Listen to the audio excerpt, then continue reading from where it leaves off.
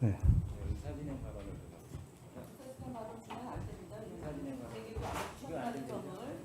네. 그리고 제가 질의할 때 야당 의원들이 왔다 갔다 해서 제 질의를 방해했다는 점에 대해서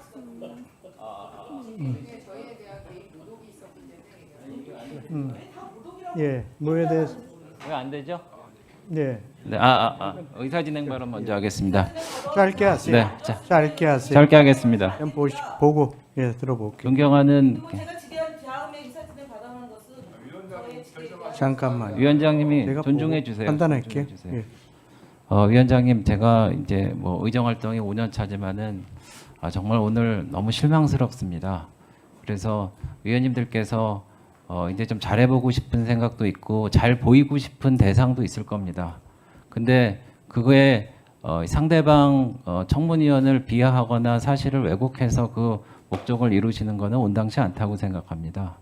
방금 존경하는 김영 간사님이 저희 청문위원들의 얼굴을 PPT에 띄워서 허위 조작 왜곡하는 그런 일을 했다고 그렇게 하시는데 간사님 사과하십시오.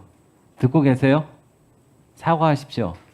그리고 아까 존경하는 박선원 의원님 개인의 과거사까지 이렇게 근데 이제 후보자는 검증을 받으셔야 되잖아요. 받으셔야 되는데 저희는 검증받는 사람이 아니고 우리는 질문하는 사람입니다. 그래서 위원장님께서는 이런 진행에 대해서 강력하게 좀 경고를 해주시고요.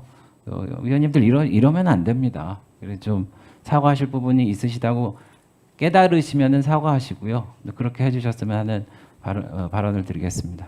네. 알겠습니다. 질의해 주시죠. 이제. 위원장님 뭐 하실 말씀 없으십니까? 네, 말씀하시죠. 네, 그럼 제가 질의하겠습니다. 후보자님, 네, 먼저 네.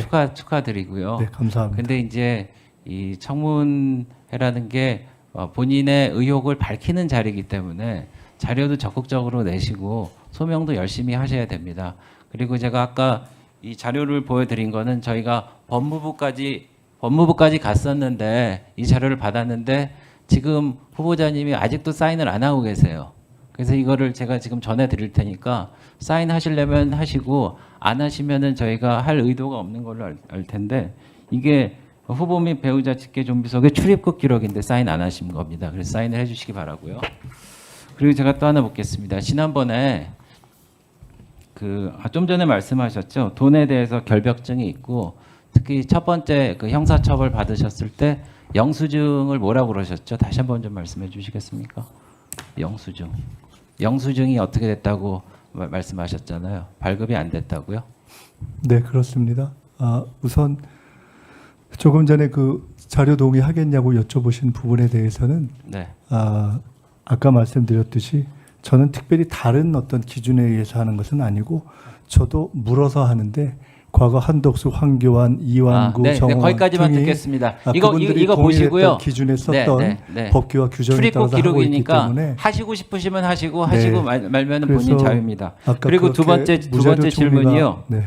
그리고 그러니까 말씀이 길어지시니까 영수증 관련해서 검찰에서 법적으로 문제 삼은 것은 이 후원금의 영수증을 발행하지 않았다는 것인데 중앙당에서 의당 처리하겠지 않은 생각한 실무자들이 중앙당에 확인하지 않은 것이 실수라면 실수였다. 그러나 영수증을 떼어주어야 한다는 것을 미리 알았다면은 시장 선거 캠프에서는 떼어주지 않을 이유가 없었던 일이었다. 이렇게 쓰셨는데 이거 본인이 쓰신 건데 네, 맞습니까? 사실입니다. 사실입니까? 그럼 제가 PPT를 좀 보겠습니다. 근데 판결문에는 이렇게 돼 있어요. 보십시오. 후보자는 정치 자금을 들고 온 기업 관계자, 당시 구조조정본부장과 영수장에 대해 이야기를 나눴는데 후보자가 구조조정본부장한테 영수증은 어떻게 해드리면 되겠습니까? 하고 본인이 물으셨어요. 그러니까 그쪽에서는 그룹에서 올해 법정 기부 한도가 낮춰서 영수증 처리가 곤란하다라는 정치자금법 위반하겠다는 대답까지 들으셨는데 그 후보자님 이 판결문에 반해서 말씀하셨는데 이거 위증입니다. 판결문에 반해서 말씀드리지 네. 않았습니다. 그러면은 제가 또 물어보겠어요. 설명을 잠깐 드려도 될까요? 아니 제가 먼저 네, 물어볼게요. 하시고 그리고 답변 드리겠습니다. 그리고 김민석 후보자님이 그 정치자금법 위반으로 처벌받은 사례가 또 있습니다. 벌금 600만 원과 추징금 7억 2천만 원을 했는데 정치 검찰 표적 수사에라고 앵무새처럼 되풀이한다라고 하셨는데 그 정치 검찰 표적 수사 맞습니까? 짧게 네, 대답해 맞습니다. 주십시오. 네. 그러면은 제가 이것도 PPT로 한번 보여드리겠습니다. 다음 PPT.